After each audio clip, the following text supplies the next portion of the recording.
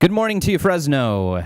As the man with the deep voice said, Mr. Skip Essick, this is Right to Life Radio. I am John Girardi, coming to you live from the seedy underbelly of Blackstone Avenue. Thank you so much for tuning in. If you want to call in to sound off on all the packed pro-life news we have today, it's a packed show.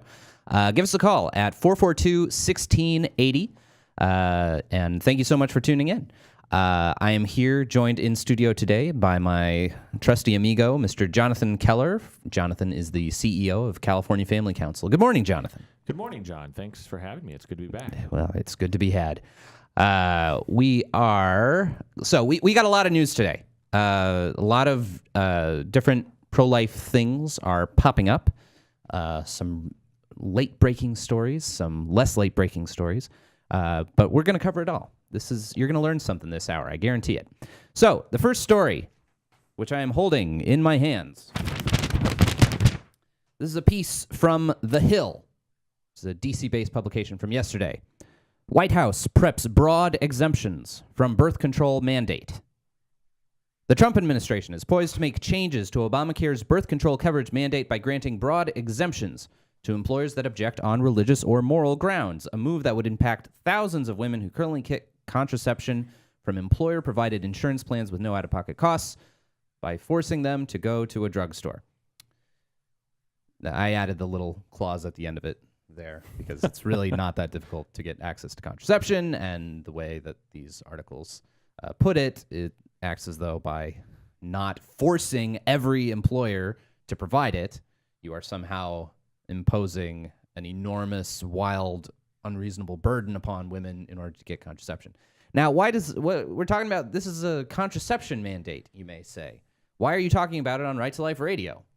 Well, the so-called contraceptive mandate that was made a part of Obamacare. So Obamacare gave different federal regulatory agencies like the Department of Health and Human Services the ability to make requirements about what kinds of things had to be covered by employers providing health insurance and things like that. So the Affordable Care Act gives this power to regulatory agencies. And in 2010, the Department of Health and Human Services issued these requirements, basically saying that every employer, whether you're a religious employer, whether you're a nonprofit employer, whether you're a closely held for-profit business, whether you're an enormous publicly held business, you have to provide for your employees coverage not just for contraception, but also for certain forms of, quote, contraception that are actually abortifacient. And for those of you listening on the radio, since this is an audio medium as well as a video, John was just doing air quotes around the phrase contraception. Contraception, yes. So it requires coverage for contraception, but also for things that aren't actually contraceptive. They are not actually preventing conception. They function to kill conceived fetuses. But John, human beings. Most of these pills, they only work, in the first, they only prevent conception, or they only work in the first, 24 hours. They certainly don't work up to 4 or 6 or 8 weeks afterwards, well, right? that is not true. Some of these work far beyond just the first 24 hours, and yes, do actually kill fertilized eggs, aka fetuses, aka human beings. So this was what the Obamacare contraceptive mandate, the HHS mandate, you've heard it under different names, that is effectively what it did. It required employers to cover these kinds of drugs that were not just contraception, which for example, Catholic employers would be still a real serious burden to their religious liberty rights, but also abortion. And this HHS mandate has been kind of chipped away through the courts. Hobby Lobby, for example, won a major lawsuit at the Supreme Court, with the Supreme Court saying that basically you can't force a closely held corporation. So this means a corporation whose stock is not traded publicly. This means a corporation like Hobby Lobby, the entirety of whose stock is owned by only a couple people. You cannot force a closely held corporation to provide services like this to its employees when those services violate their deeply held religious convictions. A similar kind of resolution seems to be happening for the Little Sisters of the Poor.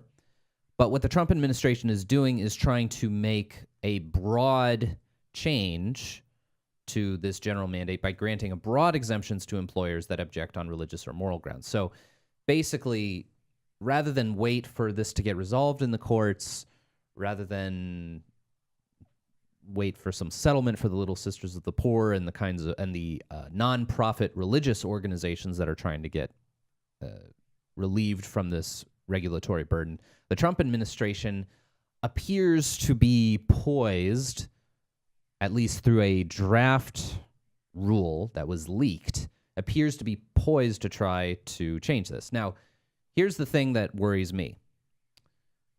I think it was even very early in the Trump administration or before the Trump administration, there was a similarly leaked proposed rule about religious liberty. And it would have applied to, this would have applied specifically in the context of like businesses that, for example, didn't want to participate in gay marriage. So like cake makers or photographers or things like that. And this rule would have helped them. And this draft rule got leaked back in, I think it was January or February. And clearly the idea was to leak this proposed rule in order to kill it, because it achieved a bunch of scrutiny. After it got leaked, a whole bunch of scrutiny was placed on it. A whole bunch of news outlets reported on it. You had the entire liberal side of the country was able to comment on it adversely and negatively, and it resulted in that draft rule never being released. And that's sort of what I fear here. And there's speculation about who is the person who is leaking these things. The Trump administration seems to have more leaks than Swiss cheese. I mean, every day you hear all kinds of disgruntled people from within the Trump administration leaking this and that. There's some speculation that maybe this is the work of Ivanka and Jared, who are thought to be not quite as conservative as some of the other people in the administration, like Mike Pence. Regardless, getting away from wild, rampant speculation, this sounds like an excellent proposed rule. And I really hope the Trump administration follows through with it because, I mean, the idea that employers should be forced to provide abortion coverage. Basically, what we're talking about here is abortion coverage, not just contraception coverage. We're talking about abortion coverage.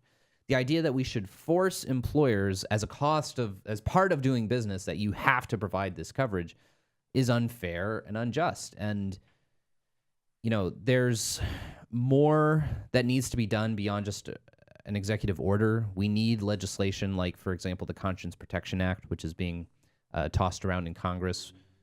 We need solutions for us here in California, where we already have these regulations for all of our businesses that require all of our businesses not just to cover contraception, that it requires all of our businesses, all of your employer insurance plans, your employer insurance plans, your employer-based health insurance plans in the state of California have to cover elective abortion. That's in violation of federal law, but California has just sort of done this, and we need a solution to that crisis level problem also. John, I think it's important to point out that we're not just talking about elective morning after pills, because I think a lot of times people hear this and they say, well, yeah, I mean, but if a person is raped, shouldn't they have access to emergency contraception?